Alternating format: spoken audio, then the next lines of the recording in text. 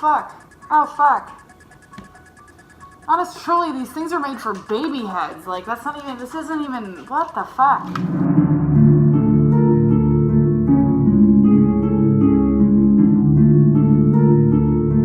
Hey guys, welcome back to my channel. My name is Melina. This is another episode of Why Not. I'm back to drinking wine again tonight, even though I don't know how I'm drinking wine again because let's just say I drank a little bit too much wine watching American Horror Story last night. But it is what it is, and here I am, and I'm drinking more wine because that's what I do, and that's my brand, and that's me, and I'm never gonna veer off that path.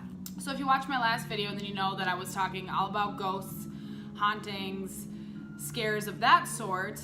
Tonight we're doing something a little bit more different, and with last time's video, I went into like 3 different popular scary hauntings, and then I went into personal ones. Well, with murderers, I, 1, am not one myself, and 2, I don't have any personal experiences with murderers. Thank you, sweet Jesus. So tonight I'm going to share with you guys the top 5 most famous serial killers that I think are the most famous in my book. Now listen, before this video, I was never one of those people who was like super into serial killers and podcasts and murders and murder shows and all of that. I did this because I thought it would be fun for Halloween, and when I took a poll on Instagram, everybody seemed to be very into it. However, doing my research on this was slightly traumatizing. By slightly, I mean it was pretty traumatizing, and I almost gave up at one point because I was like, do I really want to talk about this? But at the same time, it's kind of fucking cool. And by cool, I mean the way people's minds work, not like actually killing human beings. So before we get balls deep into some murderers, some serial killers, maybe traumatize you a little bit, I'm sharing with you guys what wine I'm drinking. I don't know if you can see that because of the light. I'll put a picture of it up here because this lighting sucks. It is, this is a joke. I can't believe it. Okay. Marquis d'Alban Bordeaux. The great thing about this is it's a Merlot Cabernet mix. The better thing about this is it's only $6. You're fucking welcome. Okay, famous serial killer number 1, the Zodiac Killer. You guys are probably all a little bit familiar with this one. Actually, you're gonna be familiar with all of them. So this guy, he actually stalked northern parts of California. So his stomping grounds, if you will, were in California. And I believe the majority of his killings took place within like a 1-year time frame. Basically, he was kind of a media hoe. He was kind of like a lot of Instagram girls these days, if you want to put it that way, and he basically put his shit out there, and he pretty much thrived on what the media would report on him. So he would send letters and clues of future potential murders, future potential murder plots, and he'd provide clues to the police as to what was going to happen, what was going to go down next. He also would share what his motivation was for the killings, which is kind of fucked up. He ended up killing, or said to have killed, 37 people. So only 5 of those were able to be proven. He took responsibility and said that he killed all 37 of these people, but since he covered his shit up so well, only 5 of them were ever actually able to be traced back 100% to the Zodiac Killer. He got his name because that's what he would sign his letters as. He would sign it as Z, or he'd sign it as Zodiac. So let's back up a little bit and let's kind of start from the beginning. Okay, the first time the Zodiac Killer struck, he actually shot a couple sunbathing on the beach. Just walked up, blew them right up. That's kind of what made the whole killing spree take off. Soon after, Sherry Josephine Bates was actually found murdered. Sherry Josephine Bates, I believe she was younger, a college student, I think, early 20s at the most. She was actually found stabbed and her throat slit. A month later, after having no luck in finding out who did it, the police received a letter titled The Confession. The letter said, quote, "Miss Bates was stupid. She went to the slaughterhouse like a lamb. I am not sick. I'm insane. Miss Bates had to die. There will be more. Signed, Z." Shortly after that, 2 college students went on a date and were shot and killed by a stranger, and then shortly after that, a 22-year-old woman was shot and killed as well. Shortly after the discovery of the murders, police received an anonymous call from an eerie voice, is what they said, and the person had said, "I want to report a murder. If you go 1 mile east, you will find 2 kids shot in a brown car." I killed them. I also killed the kids last year. Goodbye. He really kept it short and sweet, didn't he? Like, he couldn't add a little pizzazz, a little jazz, you know, give us something. Later on, he actually wrote a letter taking responsibility for the shootings, for whichever shootings in the past. I mean, we're up to how many at this point? I don't know, I can't count. Basically, he was just taking a 9mm gun and just fucking lighting people up for no goddamn reason, and then having a heyday with it, calling it into the media, and basically talking shit on himself and making himself famous is what he was doing. So then it got to a point where the letters for him just weren't enough. He needed more people to see it, so he actually wrote a letter to the California Examiner, I believe, and basically threatening, yo, if you don't publish this shit, I'm gonna continue to kill, and I'm gonna kill more. And then he said, quote, "I like killing, it's so much fun."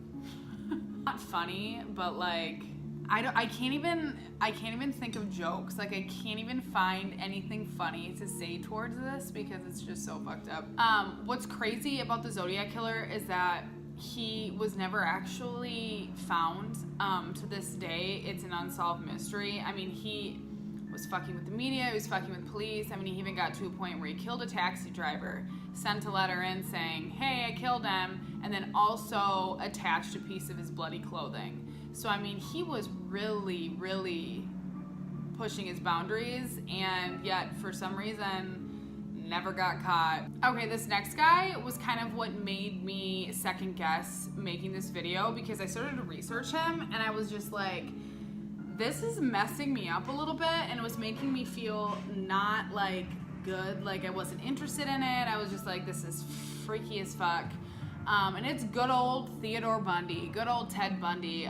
He was a monster and a half, just straight up crazy. I don't know, something about him just really fucked me up over all the rest of him. Probably has to do with the fact that he targeted women. Okay, so Ted Bundy was a notorious serial killer of the 20th century.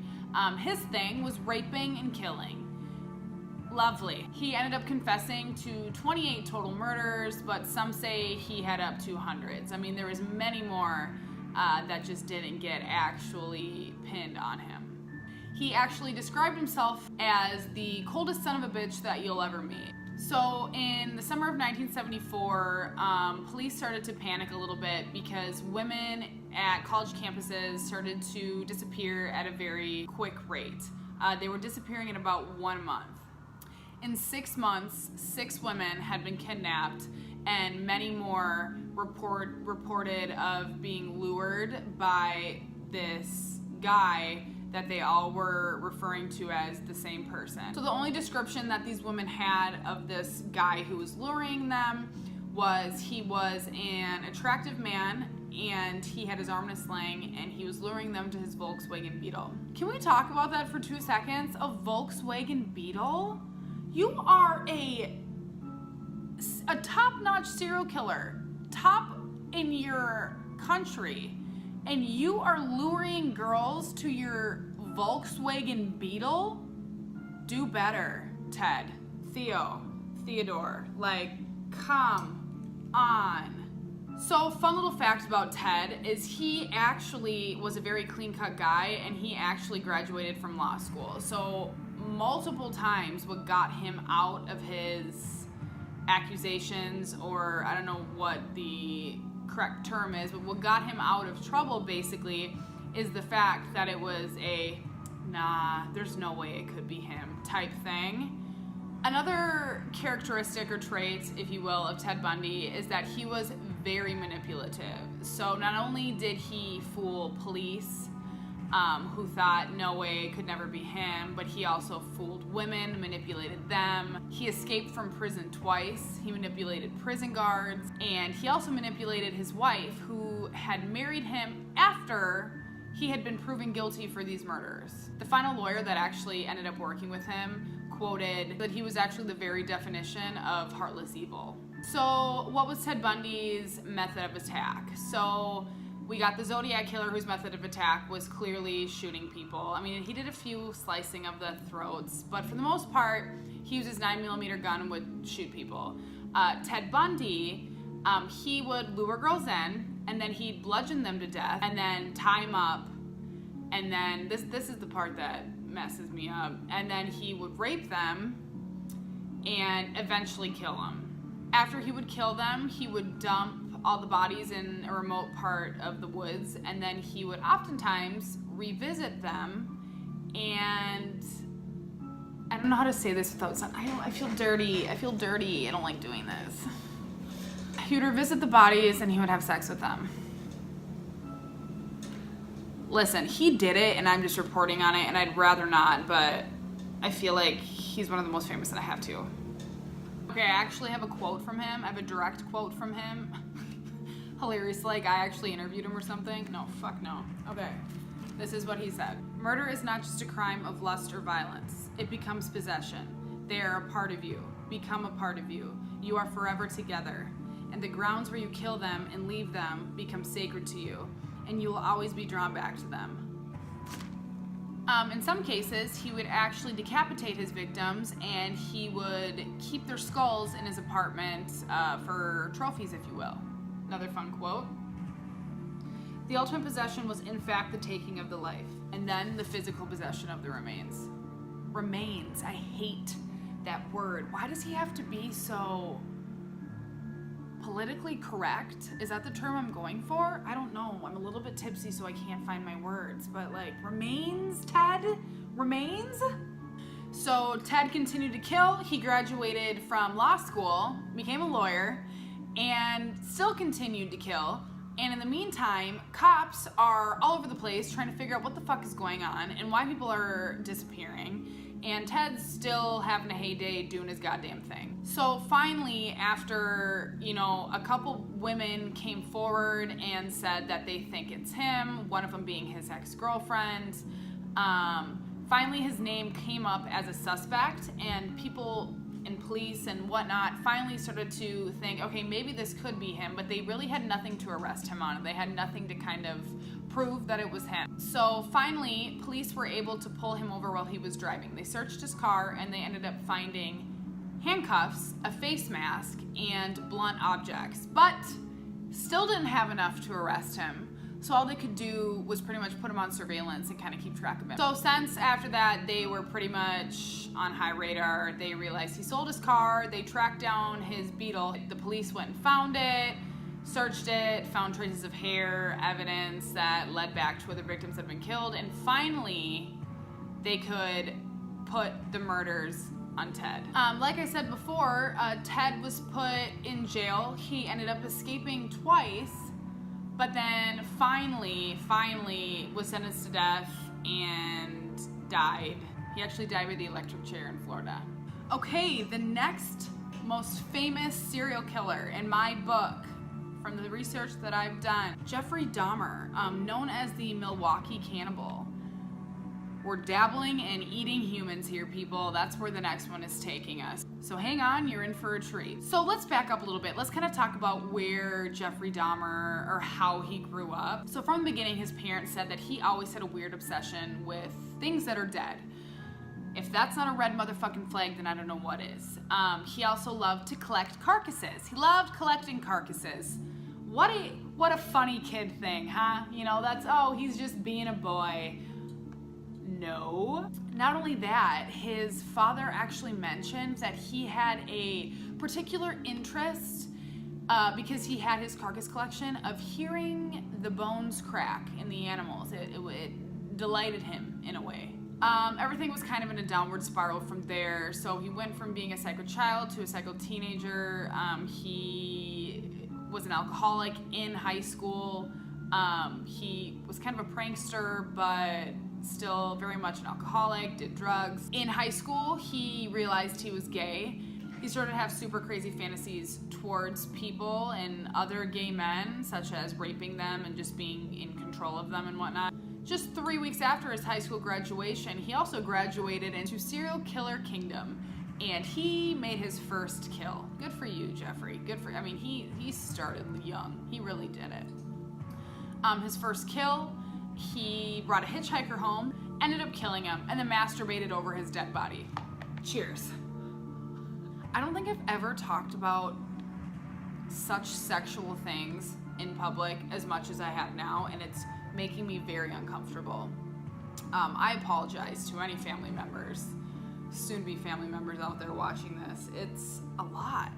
So after he did his thing over the dead body, he actually brought the body downstairs into his basement, dissected it, grounded the bones into a powder, and then dissolved the flesh with acid. I can't say that's not smart. I feel like he did a pretty good job at getting rid of whatever evidence there was. I would not think of that, and if I did, I wouldn't be able to do it. So then he felt like he kind of had to pump the brakes a little bit. I mean, he was a kid, he just graduated from high school, he just had his first murder. Like, that's a lot for one to take in, even a complete fucking crazy ass psychopath. So he was like, you know what, let's take it back a notch. So he waited some years. Then when he was 25, he really went on his killing spree. So how he would go about it is he would bring men home to his grandma's house, and he would drug them, rape them, and then kill them there. So the thing about Jeffrey Dahmer is he started to keep trophies of his victims. So kind of like Ted Bundy, who had a couple of skulls. But Jeffrey Dahmer was actually a lot worse, and he collected a lot more trophies, if you will. One of his victims that he killed was actually a model. He ended up saving his head and his genitals, and he kept them in a jar full of acetone.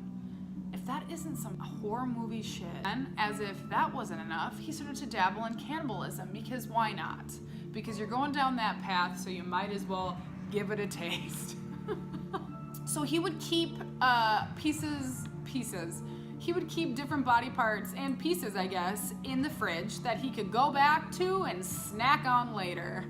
He also started to do this weird thing, where he would drill holes in his victim's head while they were alive, and as they were laying there with a hole drilled in their head, he would actually pour hydrochloric acid, so it would go through their head and into their brains. His motive for this is he was basically trying to make them unresistant and submissive.